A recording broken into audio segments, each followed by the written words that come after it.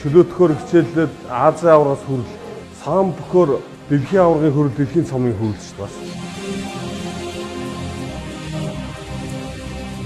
Жудоо бөхөр дэлхийн аваргын 5 дугаар байрыг шалгалдаг шүү дээ. Сомоохийн багийн дэлхийн аваргын хүрэл медальтай. Курошхийн дэлхийн аварга.